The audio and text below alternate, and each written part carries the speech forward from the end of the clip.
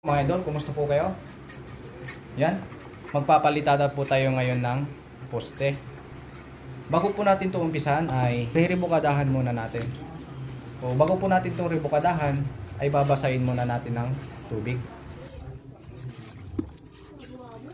Tapos dito naman sa ating halo, kailangan basa po yung ating gagamitin, no? Sa usapang ribukada naman, kapag niribukadahan po natin ngayon, mas maganda bukas po natin papalitadahan para andun po yung tibay ng ating palitada sa ating poste. Kung niribukadahan po natin ito mga idol, no, para mas matibay po yung ating palitada dito sa ating poste. Kasi pag hindi po natin ito niribukadahan tapos pinalitadahan po natin kagad, baka may tendency na kapak po yung ating palitada kapag hindi po natin niribukadahan. Mas maganda sa mga ganitong poste, kailangan po nating tiktikan tapos ribukadahan. Yan, okay na? Na-ribukadahan na po natin lahat.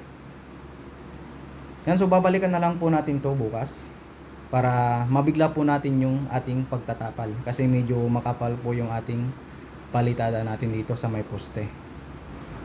Yan, bago po natin to tapalan ay babasahin muna natin ng maigi itong ating poste para hindi po tayo mabilis matuyuan.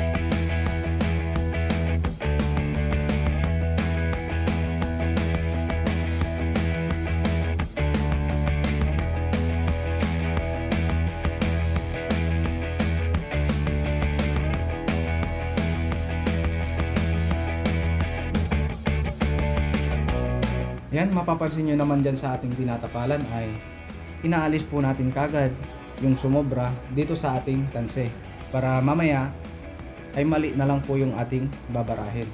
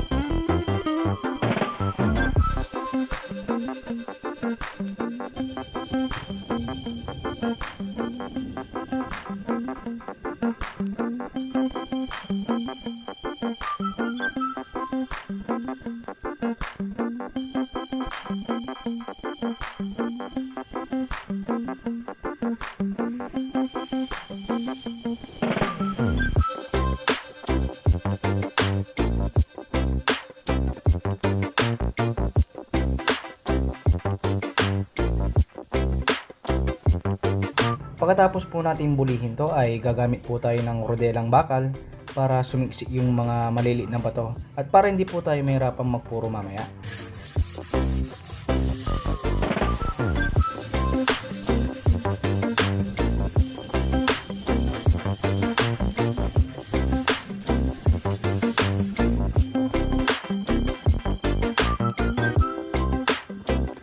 Yan, okay na. Magpupuro na po tayo. Ang gagawin lang po natin dito sa pagpupuro ay hahayaan lang po natin na sipsipin ng semento yung tubig. Pero wag po nating hayaan na maubos po yung tubig. So kapag sinisipsip ng semento yung ating tubig ay dadagdagan lang po natin.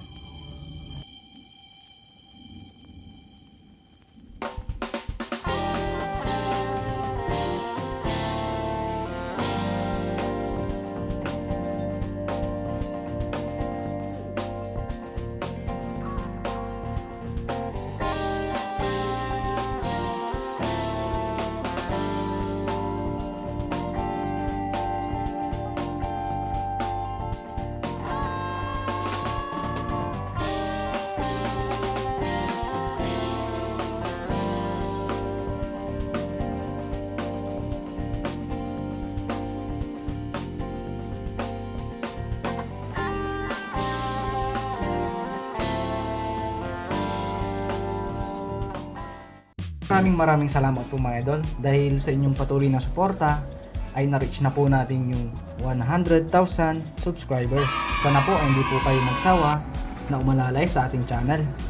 Hanggang sa susunod na naman pong video na ating gagawin. Yun lamang po. Maraming salamat.